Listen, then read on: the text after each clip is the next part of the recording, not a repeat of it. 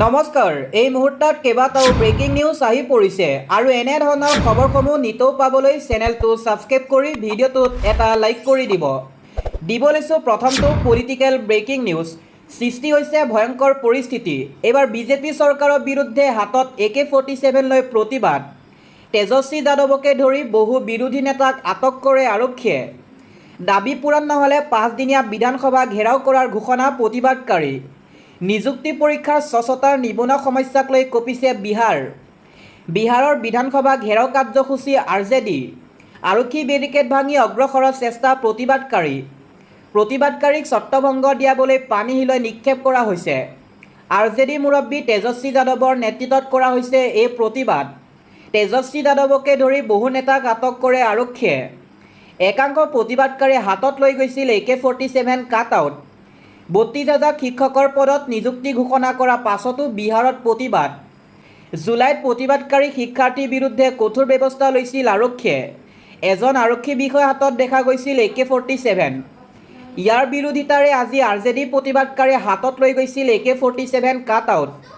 সম্ৰাট চৰকাৰক উফৰাই দিয়াৰ হুংকাৰ প্ৰতিবাদকাৰী। ইয়াৰ পাছৰ খবৰ, গৌৰৱ গগৈক সৰু ল'ৰা আখ্যা বিধায়ক অখিল গগৈ। উজনি অসমৰ বানপানীক লৈ চিৰিয়াছ নহয় গৌৰৱ গগৈ। এতিয়া পলিটিকেল গাজাখুৰি কৰাৰ সময় নহয়। মোৰ এটা সমষ্টি, গৌৰৱ গগৈ 10টা সমষ্টিত বানপানী হৈছে।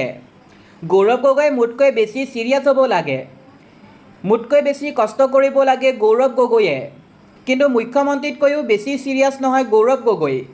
এতিয়া সৰু ল'ৰাৰ দৰে কথা বতৰা কৈ আছে গৌৰৱ গগৈয়ে। গৌৰৱ গগৈয়ে মানুহৰ দুখ বুজি নাপায়। গৌৰৱ গগৈয়ে মানুহৰ দুখ যন্ত্ৰণা হৃদয়ংগম কৰক, এই আহ্বান জনাইছে শিৱসাগৰ সমষ্টিৰ বিধায়ক অখিল গগৈয়ে। আহি পৰিছে আন এটা খবৰ, বান সাহায্য ধন বিতৰণক লৈ নিশা লাগিছে হাহাকাৰ। বানত ক্ষতি নোহোৱা লোকেও লৈছে চৰকাৰৰ ধন। মুখ্যমন্ত্ৰীৰ 15,000 টকা বান সাহায্য বিতৰণত ব্যাপক অনিয়মৰ অভিযোগ উত্থাপিত হৈছে। চৰাইদেউ হলৌফুকন গাঁও পঞ্চায়ত আৰু চৰাইদেউ গাঁও পঞ্চায়তত এই অনিয়ম। গাঁও প্ৰধান আৰু ৱাৰ্ড সদস্যৰ বিৰুদ্ধে দুৰ্নীতিৰ অভিযোগ। হলৌফুকন গাঁও পঞ্চায়তৰ 9 আৰু 10 নং ৱাৰ্ড, চৰাইদেউ গাঁও পঞ্চায়তৰ 4 নং ৱাৰ্ডত অযোগ্য লোকে ধন পোৱাৰ অভিযোগ উত্থাপিত হয়। দিব লৈছোঁ আন এটা খবৰ, কাজিৰঙাৰ ইক' চেঞ্চিটিভ জ'ন 3 কিলোমিটাৰ কৰিবলৈ প্ৰতিবাদ কৰিছিল ASU KMSSে। 10 কিলোমিটাৰ ইক' চেঞ্চিটিভ জ'ন প্ৰস্তাৱক লৈ তীব্ৰ বিৰোধিতা কৰিছিল ASUৱে। 5,000 প্ৰতিবাদকাৰীক লৈ প্ৰতিবাদ সাব্যস্ত কৰিছিল ASUৱে। 2015 চনৰ 20 জুনত প্ৰতিবাদত কঁপি উঠিছিল কাজিৰঙা। কাকতে কাকতে প্ৰকাশ পাইছিল ASU KMSSৰ প্ৰতিবাদৰ বাতৰি। 10 কিলোমিটাৰ পৰা ইক' চেঞ্চিটিভ জ'ন 3 কিলোমিটাৰ কৰাৰ দাবী কৰিছিল ASUৱে। তদানীন্তন কংগ্ৰেছ চৰকাৰলৈ স্মাৰক পত্ৰৰে দাবীও তুলিছিল ASUৱে। মুক্তি সংগ্ৰাম সমিতি আছাৰ প্ৰতিবাদত অৱৰোধ হৈছিল ৰাষ্ট্ৰীয় ঘাইপথ। 11 বছৰৰ পূৰ্বে ইক' চেঞ্চিটিভ জ'ন নিবিচৰাসকলৰ এতিয়া হঠাৎ স্থিতি সলনি। দিব লৈছোঁ আন এটা ব্ৰেকিং নিউজ, ৰাজ্যত জোকাৰি যোৱা ভয়াৱহ হত্যাকাণ্ড। হাতে হাতে চৌকাষ্টলৈ উত্তপ্ত পৰিস্থিতি। স্বামীৰ দাঢ়ঘাপত প্ৰাণ গ'ল পত্নীৰ। স্বামীয়ে ঘপিয়াই হত্যা কৰিলে নিজৰ পত্নীক। পৰকীয়া প্ৰেমৰ চূড়ান্ত পৰিণতি ৰঙিয়াৰ বহমপুৰ হাটবজালিত। 4 সন্তানৰ পিতৃয়ে টক্সে দালিয়ে হত্যা কৰিলে পত্নী চাহিদা বেগমক। ৰক্তাক্ত দাহ হাতত লৈ পাশবিক আচৰণ টক্সে দালিৰ। বাধা দিবলৈ যোৱা চাহিদাৰ ভতিজাকক দাৰে আক্ৰমণ টক্সে দালিৰ। লগতে বাধা দিবলৈ অহা স্থানীয় লোককো দা লৈ খেদি আহে টক্সে দালিয়ে। এই হত্যাকাণ্ড সংঘটিত কৰি অকপট স্বীকাৰোক্তি টক্সে দালিৰ। আন এটা খবৰ, শিৱসাগৰত হোৱা নাই কোনো কয়লা খনি। যদি কয়লা খনি আছে তেন্তে মোক প্ৰমাণ দিয়ক, প্ৰমাণ কৰিব পাৰিলে মই বন্ধ কৰাই দিম, এই মন্তব্য মুখ্যমন্ত্ৰী হিমন্ত বিশ্ব শৰ্মাৰ। কোনোবাই মুখৰে ক'লেই নহ'ব, প্ৰমাণো দিব লাগিব। শিৱসাগৰৰ নাজিৰাত যদি কয়লা আছে তেন্তে ফটো এখন তুলি দিলেই হ'ল। কয়লা খননক লৈ এই মন্তব্য মুখ্যমন্ত্ৰী হিমন্ত বিশ্ব শৰ্মাৰ। সংগঠনসমূহে নিজে বন্ধ কৰি দিয়ক কয়লা ভৰ্তি ট্ৰাকৰ সৰবৰাহ। ৰাইজে বন্ধ কৰিলে ক'তো একো বাধা নাই। মোক এনেই গালি পাৰি থাকে, কিন্তু গালি পাৰি থাকিলে 10টাকৈ ভূত বাঢ়ি যায়। দিব লৈছোঁ আন এটা খবৰ, পুনৰ কৃত্ৰিম বানৰ কবলত পৰিছে মহানগৰী গুৱাহাটী। এজাক বৰষুণে উদঙাই দিলে মহানগৰীৰ উন্নয়ন। কৃত্ৰিম বানৰ কবলত পৰি দিঘাৰা মহানগৰবাসী। বৰষুণ দিলে ভয় কৰে মহানগৰবাসীয়ে। কৃত্ৰিম বানত ৰাজ্যৰ হাহাকাৰ অৱস্থা। জলমগ্ন মহানগৰী গুৱাহাটীৰ একাধিক অঞ্চল। বেলতলা হাতীগাঁও পাঞ্জাবাৰী ছাৰ্ভে জু ৰোডত কৃত্ৰিম বান। আন এটা খবৰ, মন্ত্ৰী সাংসদ বিধায়কৰ সন্তানে এদিন গাঁৱৰ স্কুললৈ যাওক। গাঁৱলৈ গ'লেহে শিক্ষাৰ্থী দুৰ্দশা দেখিবলৈ পাব। চৰকাৰী বিষয়াৰ সন্তানক চৰকাৰী বিদ্যালয়ত পঢ়াওক। আজিৰ তাৰিখত গাঁৱৰ বিদ্যালয়ৰ অৱস্থা পুতৌজনক। জনতা এতিয়া সজাগ হোৱাটো দৰকাৰ। জাত পাত ধৰ্ম ৰাজনীতি ঊৰ্ধত গৈ মাত মাতক সকলোৱে। সন্তানৰ শিক্ষা, সন্তানৰ ভৱিষ্যতক লৈ সকলোৱে চিন্তা কৰাটো দৰকাৰ। যদি চৰকাৰী বিদ্যালয় উন্নত নহয় তেন্তে ৰাইজে ভোট নিদিব। ৰাজনৈতিক নেতা গাড়ী পালে কথাবোৰ পাহৰি যায়। জনতাক দিয়া প্ৰতিশ্ৰুতিবোৰ পালন কৰাত ব্যৰ্থ হয়।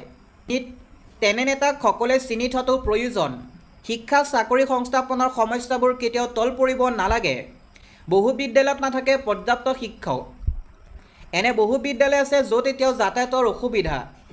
সাধাৰণ মানুহ আৰু মন্ত্ৰী বিধায়কৰ সন্তানৰ জীৱনৰ মূল্য একে হ'ব লাগিব।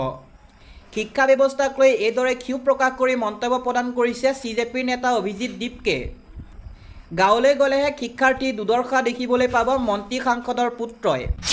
দিবলৈছো আন এটা খবৰ, গৌৰৱ গগৈয়ে 6 বছৰৰ বাবে বনবাস দিলে বৰাকৰ 14গৰাকী কংগ্ৰেছ নেতাক। দল বিৰোধী কাৰ্যকলাপত লিপ্ত থকাৰ বাবে পুনৰ 14গৰাকী নেতাক নিলম্বন কৰিছে অসম প্ৰদেশ কংগ্ৰেছৰ নেতৃত্বই এইবাৰৰ একাধিক বৰাক কংগ্ৰেছ নেতাক। নিৰ্বাচনী বিপৰ্যয়ৰ পাছত এতিয়া কংগ্ৰেছত চলিছে নিলম্বন আৰু বহিষ্কাৰ কৰাৰ অভিযান। বিধানসভা নিৰ্বাচনত আৰু তাৰ পৰৱৰ্তী সময়ত দল বিৰোধী কাৰ্যকলাপত লিপ্ত থকাৰ বাবে প্ৰদেশ কংগ্ৰেছৰ নেতৃত্বই দলৰ পৰা পুনৰ 14গৰাকী নেতাক নিলম্বন কৰিছে।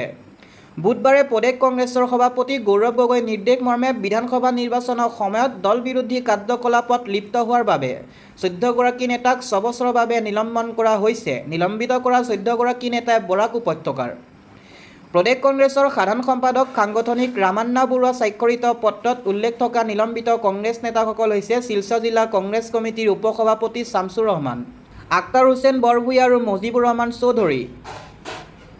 সেইদৰে শিলচৰ জিলা কংগ্ৰেছ কমিটিৰ সাধাৰণ সম্পাদক ক্ৰমে আজমল হুছেইন লস্কৰ, ছাইন আহমেদ লস্কৰ, মহবুব হুছেইন ৰিপন, হানিফ আলম মজুমদাৰ, আলতাফ হুছেইন লস্কৰ আৰু নজিব আহমেদ লস্কৰ। আনহাতে অসম প্ৰদেশ যুৱ কংগ্ৰেছ কমিটিৰ সাধাৰণ সম্পাদক ইজাজ লস্কৰ, সংখ্যালঘু বিভাগৰ সাধাৰণ সম্পাদক জহুৰ চৌধুৰী, সোণাই মণ্ডল কংগ্ৰেছ কমিটিৰ সাধাৰণ সম্পাদক কাদিৰ আহমেদ লস্কৰ, জিলা সংখ্যালঘু বিভাগৰ প্ৰাক্তন সভাপতি আনছাৰ হুছেইন লস্কৰ আৰু সোণাই সমষ্টি যুৱ কংগ্ৰেছৰ সভাপতি ৰাকিব আহমেদ মজুমদাৰক নিলম্বন কৰা হৈছে। উল্লেখযোগ্য যে দেওবাৰে প্ৰদেশ কংগ্ৰেছৰ সভাপতি গৌৰৱ গগৈৰ নিৰ্দেশ অনুসৰি কংগ্ৰেছৰ 4জন নেতাক দলৰ প্ৰাথমিক সদস্য পদৰ পৰা বহিষ্কাৰ কৰা হৈছিল। দল বিৰোধী কাৰ্যকলাপ তথা দলৰ অনুশাসন ভংগৰ অভিযোগত প্ৰাক্তন বিধায়ক ৰছুল হক বাহাদুৰ, জিলা পৰিষদ প্ৰাক্তন সদস্য ৰেজাউল ইছলাম, ধুবুৰী জিলা কংগ্ৰেছ কমিটিৰ সাধাৰণ সম্পাদক মহিৰ উদ্দিন মণ্ডল আৰু আঞ্চলিক পঞ্চায়তৰ সদস্য আফজল হুছেইনক তৎকালে কাৰ্যকৰী হোৱাকৈ দলৰ প্ৰাথমিক সদস্য পদৰ পৰা বহিষ্কাৰ কৰা হৈছে।